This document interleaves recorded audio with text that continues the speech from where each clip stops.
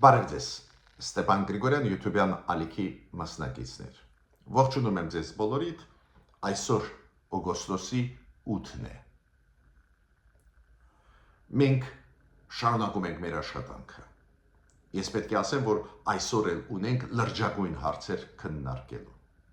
Նիկոլ Փաշինյանը այսօր առավոտ շուտ նամակ հրապարակեց, որտեղ որ ինքը գնահատում է այն, ինչ կատարվեց օգոստոսի 8-ին անցած տարի Վաշինգտոնում։ Մեկ տարի անց ինքը գնահատական է տալիս այն գագաթնաժողովին, որը կայացավ Դոնալդ Թրամփ, Նիկոլ Փաշինյան, Իլհամ Ալիև ուղիղ մեկ տարի առաջ։ Ու շատ ուշագրավ բաներ կան այս նամակում։ Ուզում եմ ձեր ուշադրությունը դրա վրա դարձնել։ Նաև մի քանի խոսք ուզում եմ ասել Նիկոլ Փաշինյանի ելույթից ԵԱԴՄ-ի միջկառավարական նիստում Ղրղըզստանում։ Մասամբ մենք խոսացել ենք, բայց Նիկոլ Փաշինյանը նաև ունեցել է ելույթ երեք, ու այդ ելույթի մասին ուզում եմ ասել, քանի որ ինքը այդ ելույթում շատ կարևոր բերեց թվեր կապված Հայաստանի մասնակցությանը ԵԱԴՄ-ի աշխատանքներին, որտեղից երևում է, որ մենք եւ տալիս ենք ԵԱՏՄ-ին ու տալիս ենք ավելի շատ ԵԱՏՄ-ին, քան թե վերցնում ենք։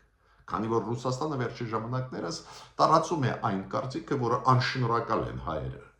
ԵԱՏՄ-ից օգտվում են, հիմա էլ գնում են Եվրոմիություն։ Ու շատ կարևոր այնտեղ բաներ ասեց Նիկոլ Փաշինյանը, այդ իր ելույթի մասին նաեւ մենք այսօր կխոսենք։ Անսպասելի զարգացում կա Գարեգին երկրորդի եւ 6 եպիսկոպոսների դատի գործում, մի քանի կարճ խոսքեր ես կասեմ դրա հետ կապված, եւ շատ կարեւոր բանի մասին ուզում եմ խոսել, ազգային ժողովի նախագահ Ռուբեն Ռուբենյանը հարց տվեց նիստի ժամանակ, որ Ռուսաստանի, Մոսկվայի այդ քաղաքականությունը, որը վարվում է, դուք դիտում եք որպես վտանգ։ Հարցը ուղղված էր ընդդիմադիրներին ու ընդդիմադիրներից մեկը պատասխանեց։ Ինձ համար ապշեցուցիչ էր պատասխանը, դրա մասին նաև պետք է այսօր խոսենք։ Ուրեմն, սկսում ենք մեր աշխատանքը, միջև սկսելը մեր աշխատանքի խնդրում եմ ձեզ բաժանորդագրվել, կիսվել, լայքել, քանի որ ձեր աջակցությունը, բաժանորդագրվումը, լայքելը, կիսվելը անչափ կարևոր են մեր YouTube-յան ալիքի համար, զարգացնում են, ավելի շատ ու շատ սփյուռքահայեր ստանում են այդ նյութերը, ավելի շատ Հայաստանի Հանրապետության քաղաքացիները ավելի մեծ թվով ստանում են այդ նյութերը, ստեղ մեր վերլուծությունը, մեր ինֆորմացիան ստուգված վերստուգված է, դա է պատճառը, որ դա ուժեղացնում է հայությունը։ Օբյեկտիվ ինֆորմացիա ունենալը դա շատ կարևոր բաղադրիչ է ուժեղացնել մեր հայության դիմադրողականությունը այս ծանր ալեկոծվող աշխարհում։ Նաև պետք է ասեմ, շատ լավ լուրջ եկավ Իրանի դեսպանատանից, որ Քաջարյանի թունելը, որը գիտեք իրանցիք պետք է կառուցեին, պլանավորում էր գնում, լուրջ process էր գնում, սկսեցին իրանցիք կառուցել։ Իրանի ընկերությունները սկսեցին կառուցել Քաջարանի թունելը, որը 7 կիլոմետրից ավելի երկար է ու շատ կարևոր մասն է հյուսիս-հարավ ճանապարհի։ Ցանկացած ծրագիր, որը անցնում է փուլ դեպի իրականացում, պետք է մեր ուշադրության կենտրոնում լինի, քանի որ ինչքան շատ ծրագրեր իրականացնենք, այդքան ուժեղ կլինի Հայաստան։ Հիմա Փաշինյանի վարչապետի նամակի բովանդակությունը։ Ուղիղ մեկ տարի առաջ, օգոստոսի 8-ին, Դոնալդ Թրամփը նախաձեռնեց գագաթնաժողով։ Դոնալդ Թրամփ, Նիկոլ Փաշինյան, Իլհամ Ալիև։ Բոլորս այդ գագաթնաժողովի ժամանակ մասին շատ ենք խոսացել, չեմ կրկնի, իրոք լուրջ պատմական գագաթնաժողով է։ Ու հիմա մեկ տարի անց Նիկոլ Փաշինյանը գնահատականներ է տալիս այդ պատմական իրադարձություններին։ Նիկոլ Փաշինյանը ասում է, որ դա նախաձեռնեց Դոնալդ Թրամփը, ինքը դա բարձր է գնահատում, այս երիակի գագաթնաժողովը, բացի դրանից Ադրբեջան-Հայաստան կայացավ խաղաղություն, խաղաղությունը հիմա փաստ է ու պարզ է Նիկոլ Փաշինյանը շնորհակալություն է հայտնում Դոնալդ Տրամփին, որ ինքը աջակցեց, որ այդ խաղաղությունը լինի։ Հենց այդ գագաթնաժողովը հիմա անվանում են խաղաղության գագաթնաժողով, քանի որ այդ գագաթնաժողովը բերեց խաղաղություն տարածաշրջան, ասեց Նիկոլ Փաշինյանը։ Նաև հիշում եք հռչակագիր ընդունվեց, այդ հռչակագրի տակ ոչ միայն Փաշինյանը, Ալիևը ստորագրեցին, նաև ստորագրություն դրեց Դոնալդ Տրամփը որպես վկա, դա խաղաղության հռչակագիրն է, ռեալ, ասեց Նիկոլ Փաշինյանը։ Իրոք այդպես է, խաղաղությունը կա, հույսով ենք, որ կայուն խաղաղություն կլինի։ Նիկոլ Փաշինյանը ավելին ասեց, որ հունիսի 7-ին հայ ժողովուրդը կատարեց որոշում, կոպիտ ասած վերընտրեց իրան, դա նշանակում է, որ հայ ժողովուրդը ընտրեց խաղաղությունը։ Բայց Նիկոլ Փաշինյանը նշեց շատ կարևոր բան այս նամակում, որ դեր վերջնական կետի մենք չենք եկել, ու որ 3 հարցեր ինքը համարում է, որ դեր լուծված չեն։ Նախաստորագրվել է խաղաղության պայմանագիրը, ասում է Նիկոլ Փաշինյանը, պետք է ստորագրվի եւ վավերացվի։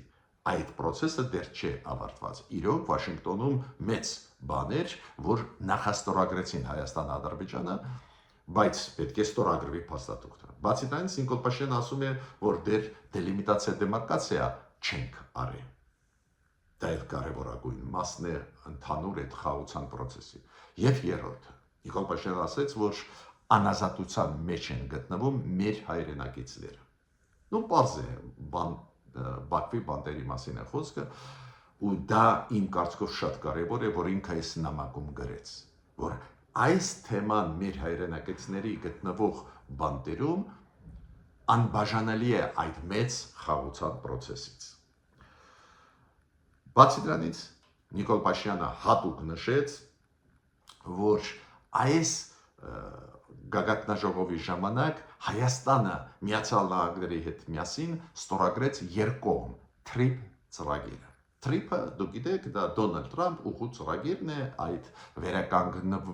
վերականգնվելու հետ կապված մեր երկաթգծերի, նաև մեղրի երկաթգիծը, կամ ավտոմոբիլային ճանապարհների եւ այլն։ Այդ TRIP ծրագիրը ինքը ասեց մոտ ժամանակներս մենք կսկսենք իրականացնել։ Բայց Նիկոլ Փաշինյանը նաև հարց տվեց,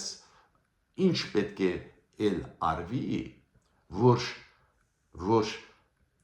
անշրջելի դառնա խաղաղությունը։ Ի վերջո խաղաղություն կա, բայց բոլորս հասկանում ենք, որ այս ալեկոծվող աշխարհում ամեն ինչ կարող է լինել, բայց ինչ անենք, որ անշրջելի լինի։ Ու Նիկոլ Փաշինյանը 2 կետ նշեց, հատուկ ուզում եմ ձեր ուշադրությունը դրա վրա դարձնել։ Առաջինը, չպետք է վերադառնանք այն թեմային, որ վերադարձ լինի Ղարաբաղ, պարզ է հայերի մասին է խոսքը, այդ թեման չպետք է շոշափվի Հայաստանում, ու ինքը ասեց, որ Ադրբեջանում էլ չպետք է շոշափվի արևմտյան Ադրբեջան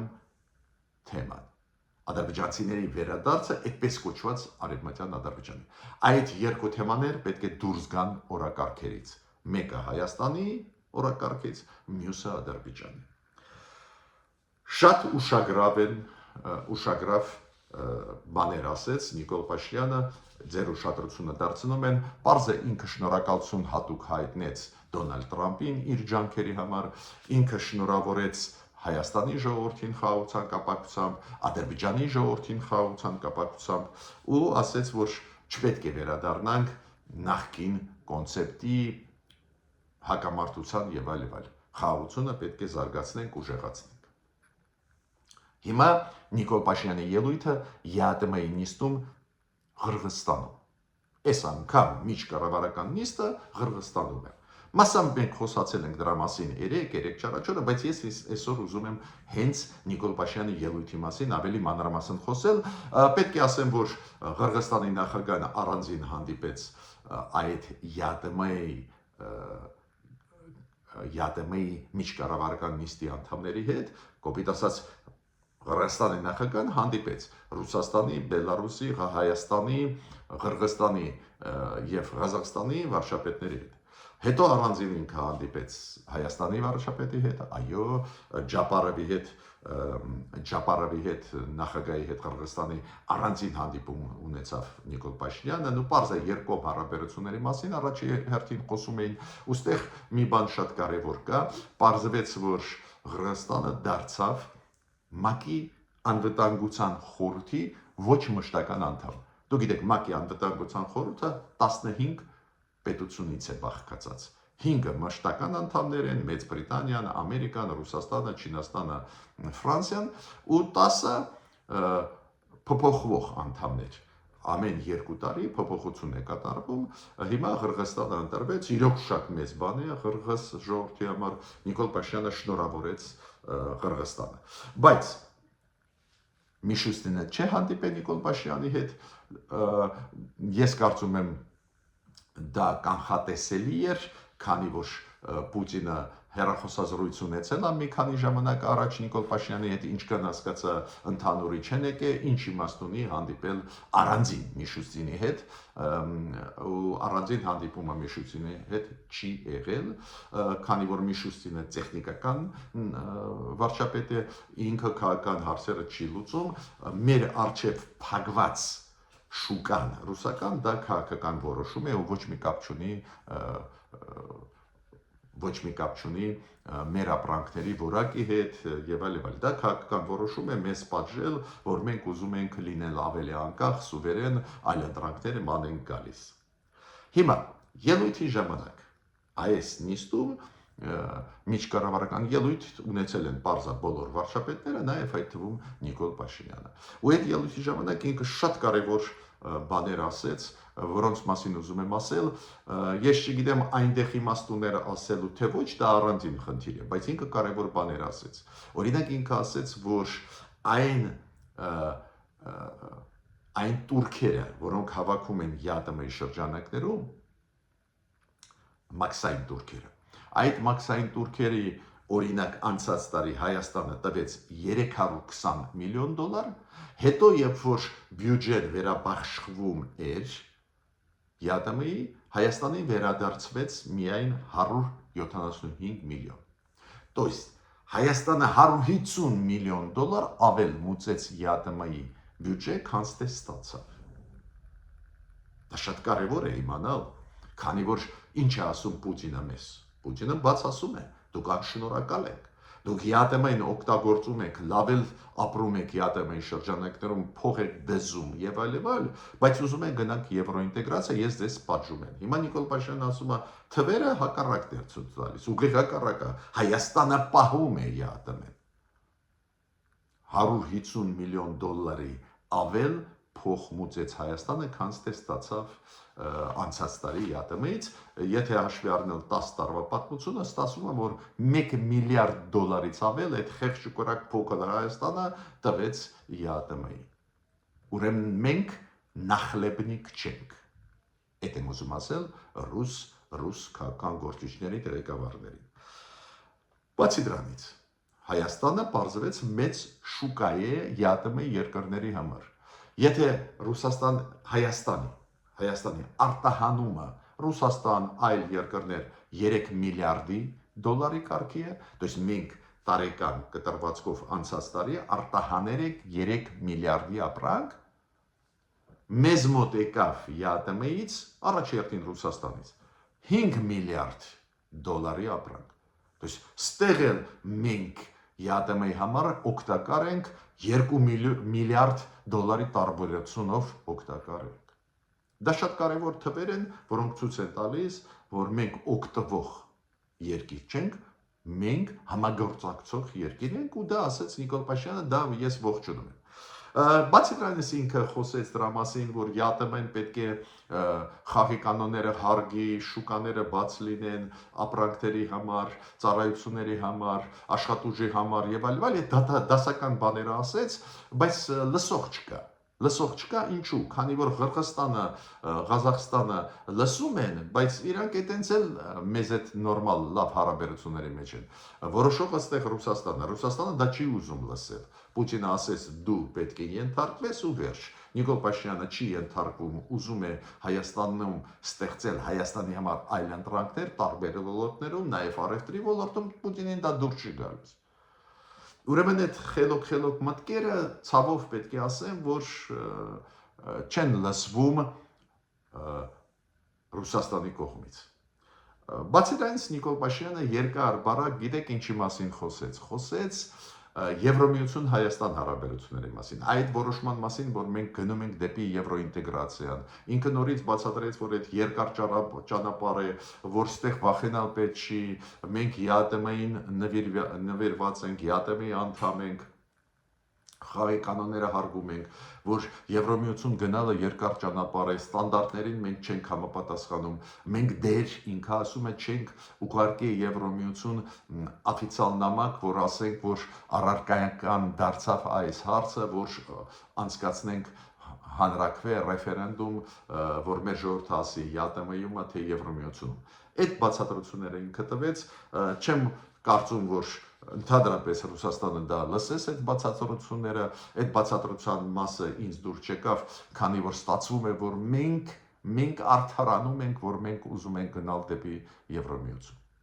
Ուրեմն, ամփոփ ուզում եմ ասել, Նիկոլ Փաշինյանի քաղաքականությունը ինձ հասկանալի է, ինքը գնում է ԵԱՏՄ-ի նիստերի, տարբեր մակարդակի եւ գագաթնաժողովների եւ միջկառավարական նիստերի, աշխատում է ԵԱՏՄ-ի հետ, ուզում է, որ Ռուսաստանը բացի սահմանը մեր ապրանքների առջև, ինքը ամեն ինչ ջանքեր գործադրում է, որ բացեն, ստացվի մի բան, գնում է այնտեղ ինչ որ մարդկանց բացատրում է ինչ որ բաներ, բայց ես պետք է ասեմ, որ Ռուսաստանի քաղաքականությունը այլ է։ Իրանց քաղաքականությունը նա չի, որ իրանք քեզ լսեն։ Իրանք քեզ ասում են դու պետք է կատարես։ Եթե դու չես կատարում, իրանք քեզ պատժում են։ Նաև պետք է ասեմ, որ անսպասելի զարգացում ստացավ այդ դատավարությունը, որը երեք պետք է սկսվեր ժամը 4-ին Էջմիածնի դատարանում կապված Գարեգին II-ի եւ 6 եպիսկոպոսների հետ, անսպասելի, քանի որ դատավոր Ակոբ Մանուկյանը ինքնաբացարկ արեց։ Ինքը չուզեց վարել այս գործը։ Այս թեմայից մենք անպայման առանձին կանդրադառնանք, ինչ անեն կառավարությունը, ինչ անի եկեղեցին, ինչ զարգացում դա կստանա, անպայման վերլուծություն ես կանեմ ու կներկայացնեմ ձեզ, բայց այս պայն էսա վիճակը դատավարությունը կանգնեց, չզարգացե, քանի որ Ակոբ Մանուկյանը դատավորը ինքնաբացարկ արեց։ Ու շատ կարևոր մեկ հարց, որի մասին ուզում եմ խոսել։ Ուրեմն Ռուբեն Ռուբենյանը ինքը ընդդիմադիրներին դահլիճում մի հարց տվեց, այ Մոսկվայի կողմից այս վերջի քայլերը Հայաստանի դեմ, այդ դրա մեջ իրանք վտանգ տեսնում են, թե չեն տեսնում։ Ու պատգամավորներից մեկը ընդդիմադիր ֆրակցիայից մեկից, պատգամավորներից մեկը այդ ռուսամետ ընդդիմադիրներից պատասխանեց, որ Ռուսաստանը մեզ համար սպառնալիք չէ։ Անկեղծ ես ասեմ, այս պատասխանից հետո ես հասկացա ինչքան մեծ վտանգի տակ է Հայաստանը։ Պատկերացնում եք, Ռուսաստանը արհեստականորեն, անօրինականորեն փակեց շուկան հայ ապրանքների առջև, դա լուրջ կորուստների կբերի եւ մեր ֆերմերների համար, եւ գործարար աշխարհի համար, եւ մենք մոտ ժամանակներս կզգանք այդ բացասական հետևանքները այդ քայլերի, քանի որ մեր առևտուրը շատ ուժեղ կապված է Ռուսաստանի հետ, դեր դիվերսիֆիկացիա այդ ոլորտում դեռ չի արվել, այդ երկար process է, մենք այդ բացասականը մեր մաշկի վրա բոլորս կզգանք մոտ ժամանակներս, ու ռուսամետ ընդդիմադիր ուժերից մեկի ներկայացուցիչը ասում է մենք վտանգ Ռուսաստանից չենք տեսնում։ Ռուսաստանը 2023 թվին լքեց Ղարաբաղի հայերին, մեծ գաղտնիք չի, չպաշտպանեց, պարտավոր էր պաշտպաներ, իր խաղապահներով չպաշտպանեց։ Ստացվում է, որ ստեղ էլ մեր ռուսամետ ընդդիմությունը չի տեսնում վտանգ։ Պատկերացնում եք, չեն տեսնում վտանգ նրանում, որը իրոք լուրջ վտանգ է, որը ավարտվեց